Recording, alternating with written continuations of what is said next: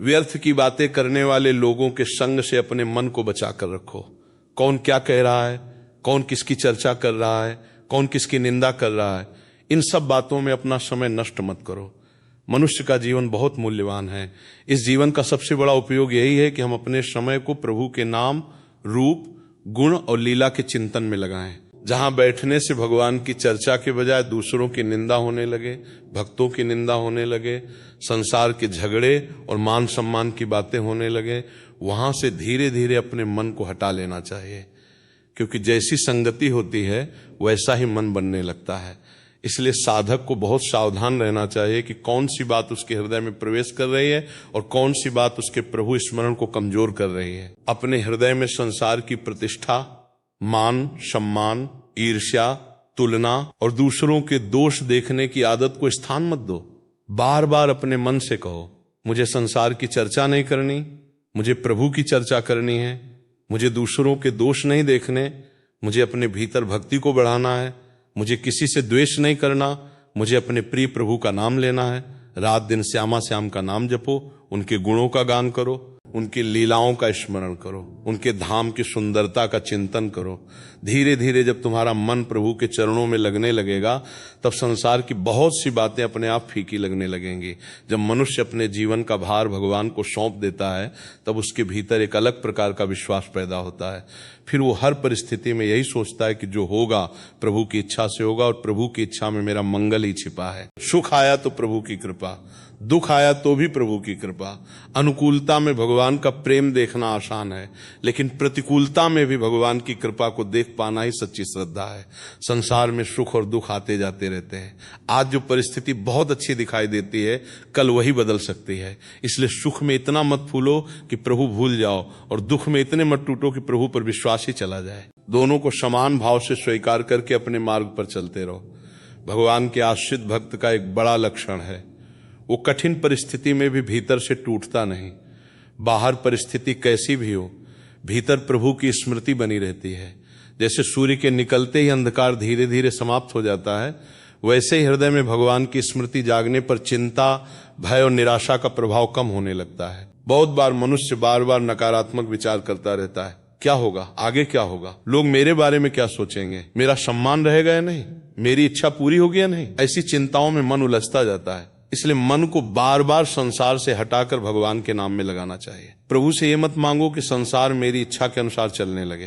प्रभु से ये मांगो कि परिस्थितियां कैसी भी हों, मेरा मन आपकी स्मृति से दूर न हो। यही सबसे बड़ी संपत्ति है। अगर मन भगवान के साथ है तो कठिन समय भी बीत जाता है, और अगर मन संसार में फंसा है तो सुविधा के बीच भी अशांति बनी रहती है। अपना मन और बुद्धि प्रभु को अर्पित कर दो। भगवान ने भी यही बताया है कि जो मन और बुद्धि को मुझ में लगाता है वो मुझसे दूर नहीं होता। जब मन बार बार भगवान की ओर लौटता है तब धीरे धीरे भगवद स्मरण जीवन का स्वभाव बनने लगता है। शुरुआत में मन बहुत चंचल होगा। भजन करने बैठोगे तो कभी पुरानी बातें याद आएंगी, कभी संसार की बातें आएंगी, कभी ऐसी बातें भी मन में आएंगी जिन्हें तुम स्वयं नहीं चाहते। इससे निराश मत होना। इसका अर्थ ये नहीं कि तुम्हारी साधना व्यर्थ है। बस मन को पकड़कर बार बार प्रभु के नाम में लगाते रहो। मन जहां जाए वहां भगवान को याद करने का अभ्यास करो। कोई सुंदर वस्तु दिखाई दे तो प्रभु की सुंदरता याद करो। कोई कठिन परिस्थिति आए तो प्रभु का आश्रय याद करो। कोई तुम्हारी प्रशंसा करे तो प्रभु को धन्यवाद दो, और कोई तुम्हारा अपमान करे तो भी प्रभु का नाम मत छोड़ो। साधना का अर्थ ये नहीं कि जीवन के सारे काम छोड़ दिए जाएं। अपना कर्तव्य करो, नौकरी करो, व्यापार करो, खेती करो, परिवार की जिम्मेदारी निभाओ, लेकिन भीतर से भगवान की स्मृति को जीवित रखो। संसार में रहो लेकिन मन को संसार का दास मत बनने दो। परिवार को भगवान का दिया हुआ दायित्व समझकर प्रेम से निभाओ। किसी से अत्यधिक अपेक्षा मत रखो, क्योंकि संसार से जितनी अधिक आशा लगाओगे उतनी ही निराशा की संभावना बढ़ेगी। अपना कर्तव्य करो और फल को प्रभु पे छोड़ दो। ये संसार हमारा स्थायी घर नहीं है। हम यहाँ कुछ समय के लिए आए हैं। जैसे कोई यात्री किसी स्थान पर कुछ समय रुकता है, वैसे ही मनुष्य इस संसार में अपनी आयु पूरी कर रहा है। इसलिए अपने वास्तविक घर को मत भूलो। हमारा अंतिम आश्रय प्रभु के चरण है। जब ये भावना हृदय में आती है कि हमें एक दिन सब छोड़कर जाना है, तब संसार की बहुत सी छोटी छोटी बातें अपने आप महत्व खो देती हैं। मान सम्मान, धन, विवाद, ईर्ष्या और दूसरों की बातें कितनी देर तक साथ रहेंगी। अंत में तो मनुष्य को प्रभु का ही स्मरण करना है। इसलिए आज से एक दृढ़ संकल्प करो, मुझे अपना समय व्यर्थ नहीं करना है, मुझे किसी की निंदा नहीं करनी है, मुझे किसी से द्वेष नहीं रखना है, मुझे अपने मन को बार बार प्रभु के नाम में लगाना है। भगवान की शरण में जाने का अर्थ ये नहीं कि जीवन में कभी कठिनाई नहीं आएगी। कठिनाइयां आएंगी, लेकिन उनके बीच तुम्हारा सहारा बदल जाएगा। पहले तुम अपनी शक्ति पर निर्भर थे, अब प्रभु की कृपा पर भरोसा रहेगा। जिसे भगवान का आश्रय मिल जाता है, उसके भीतर धीरे धीरे निर्भयता आती है, भय कम होता है, क्योंकि उसे विश्वास होता है कि मैं अकेला नहीं हूं, मेरे साथ मेरा प्रभु है। संसार की कोई परिस्थिति प्रभु की शक्ति से बड़ी नहीं है, इसलिए भय से घबराओ मत। कठिन समय में नाम जपो, मन बेचैन हो तो नाम जपो, अकेलापन लगे तो नाम जपो, प्रसन्नता मिले तो भी नाम जपो, क्योंकि भगवान का नाम केवल दुख के समय लेने की वस्तु नहीं है। नाम तो हर श्वास का साथी बनना चाहिए। अपनी प्रत्येक श्वास को प्रभु को अर्पित करने का अर्थ यही है कि श्वास श्वास में उनकी स्मृति बनी रहे, मन में बार बार प्रेम से नाम उठे, राधा राधा राधा। बुद्धि में एक ही विश्वास रहे कि प्रभु का आश्रय ही सबसे बड़ा आश्रय है। अपने पुराने जीवन को याद करके निराश मत होना। कल कैसा था उससे अधिक महत्वपूर्ण यह है कि आज तुम किस दिशा में चल रहे हो। यदि आज तुम्हारा मन भगवान को चाहता है, आज तुम नाम जपना चाहते हो, आज तुम अपने आचरण को सुधारना चाहते हो, तो यही तुम्हारे लिए बहुत बड़ी शुरुआत है। भगवान वर्तमान के भाव को देखते हैं। यदि कोई व्यक्ति पहले गलतियों में रहा हो, लेकिन आज सच्चे मन से प्रभु की ओर लौट आया है, तो उसे अपने अतीत के कारण निराश नहीं होना चाहिए। जैसे अंधेरा कितने ही समय से हो, एक दीपक जलते ही प्रकाश का आरंभ हो जाता है, वैसे ही प्रभु का स्मरण जीवन में नई दिशा दे सकता है। इसलिए अपने पुराने दोषों को बार बार गिनकर बैठना बंद करो, उनसे सीखो और आगे बढ़ो। अपने मन से कहो, अब मुझे प्रभु की ओर चलना है, अब मुझे अपने जीवन को बदलना है, अब मुझे अपना समय भगवान के स्मरण में लगाना है। प्रभु से संसार की वस्तुएं मांगने के बजाय भक्ति मांगो।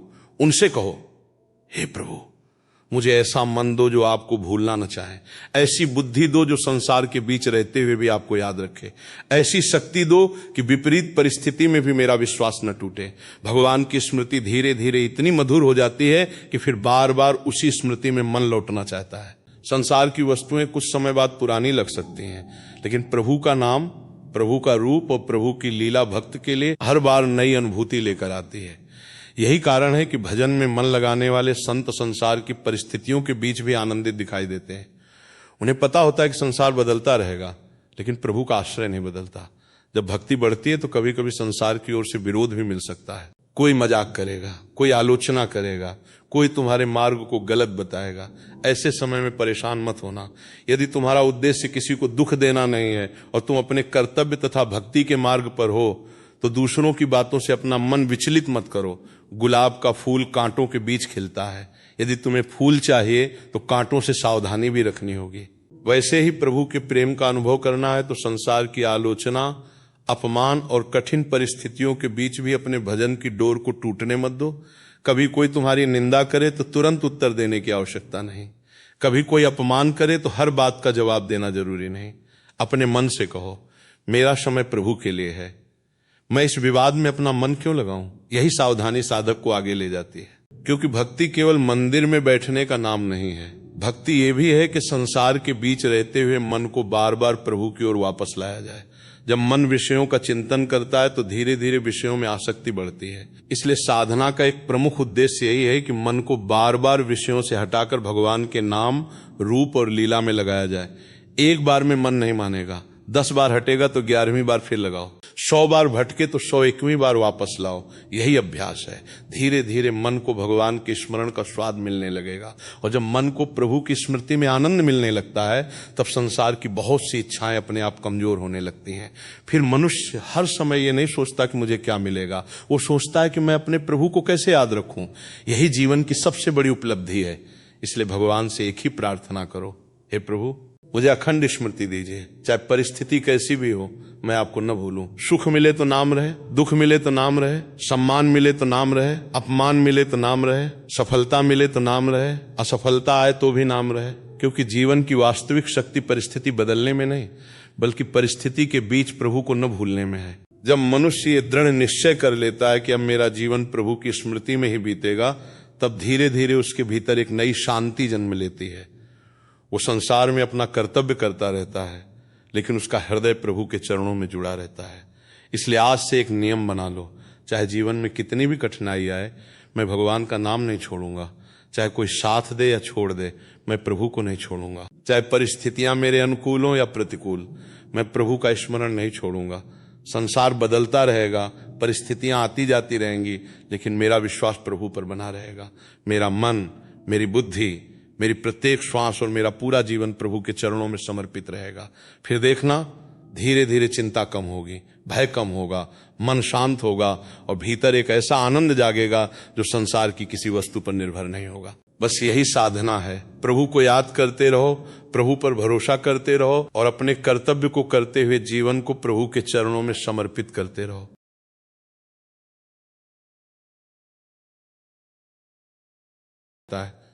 ये भी प्रभु की इच्छा से आया और ये भी बीत जाएगा।